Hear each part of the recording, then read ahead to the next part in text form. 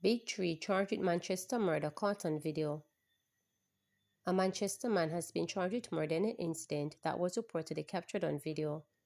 Charged with murder is Nicholas Stewart, otherwise called Big Three, a resident and farmer of the Colville district in Manchester. He is also charged with conspiracy to murder, possession of a prohibited weapon, unauthorized possession of ammunition, and using a firearm to commit felony.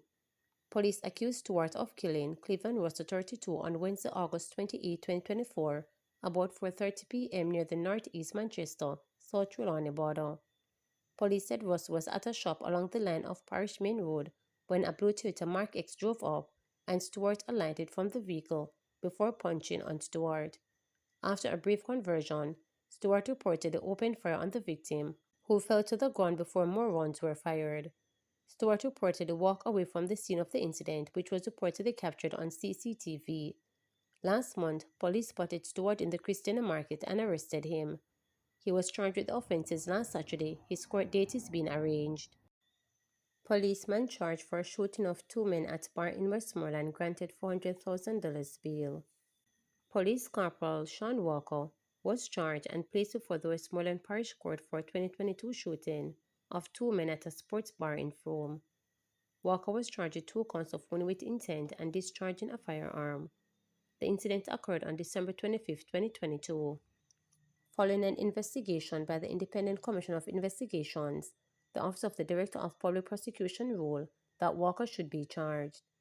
Walker was granted bail in the sum of $400,000 with 1 to 2 sureties and reporting conditions. He is to return to court on May 26. JHDA amplifies call for Airbnb to be regulated. The Jamaica Hotel and Tourism Association (JHDA) has amplified the call for the Airbnb segment of the tourism industry to be regulated. JHDA President Robin Russell said there needs to be a leveling playing field so that all stakeholders can benefit from Airbnb offerings. Russell expressed concern that some small villa operators are not benefiting from Airbnb bookings because large-scale operators disingenuously market their properties as Airbnb. He also expressed concern that some Airbnb operators do not comply with health and safety laws, putting those who comply at a disadvantage. He noted that players in both the all-inclusive and Airbnbs can coexist, as the tourist sector is market-driven, with travelers not wanting to visit destinations for the experience factor.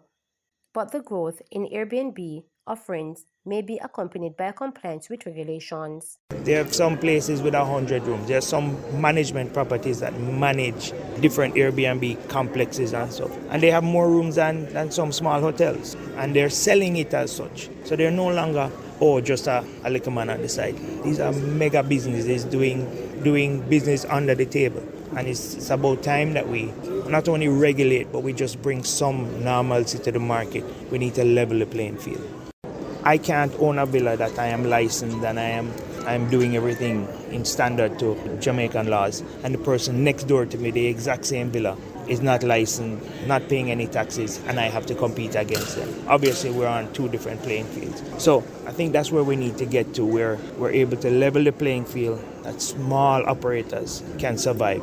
Because somebody that is going to come to an all-inclusive property, they're not there to cook their own eggs and they're not there to rent an Airbnb. So it is not even hurting the large players who we think are fighting Airbnb. It's hurting the small players who attracts the same market as the Airbnb person. We're seeing it in places like Negril, where you're just seeing these pop-up of Airbnb and they're doing well, but the villa beside you is not. And there's a simple reason.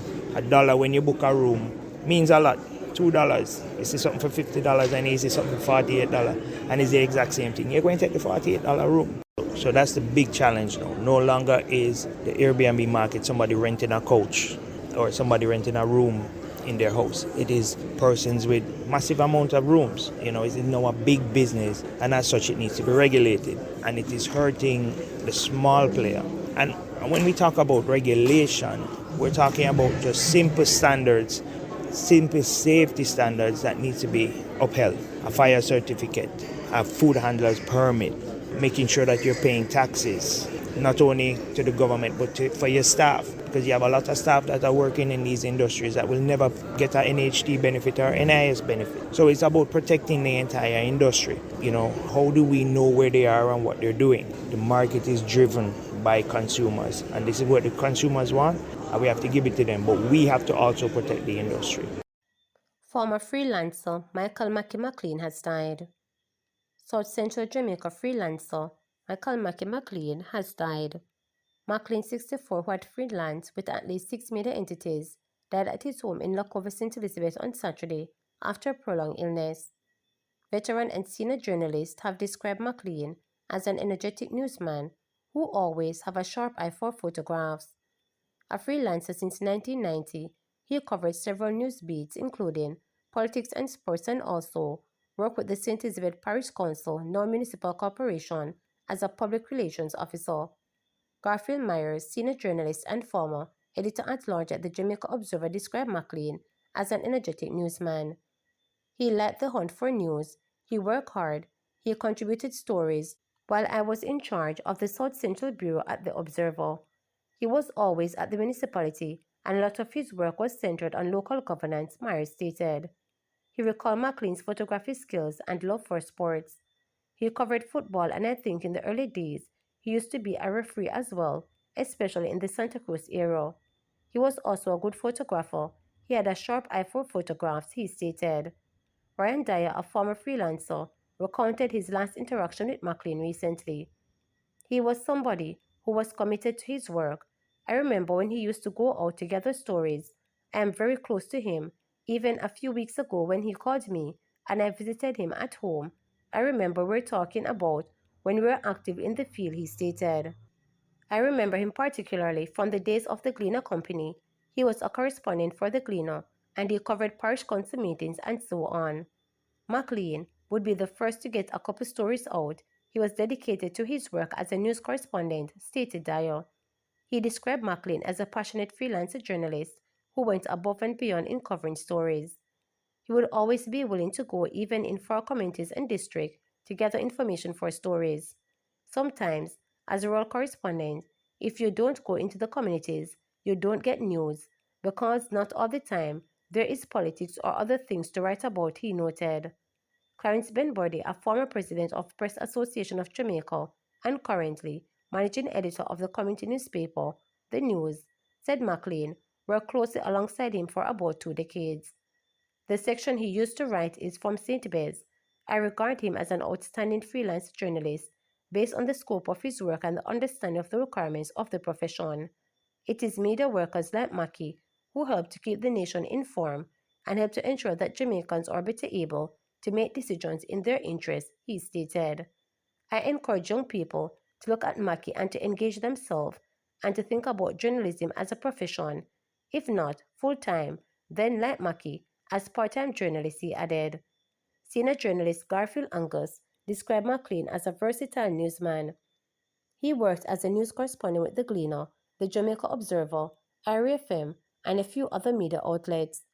During this time, Maki not only demonstrated his skills to locate the news at the moment, but he also displayed great skills in news photography, he noted. We spent a lot of time in the field gathering news, and the period 2007 to 2011, which I regard as a very long point in my career as a journalist, while stationed in central Jamaica, under strong effective management and supportive colleagues, I came to respect the worth of Mlean.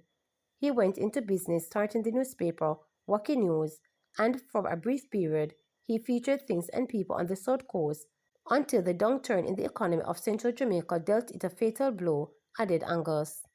To subscribe, like, share, and click the notification bell for daily updates.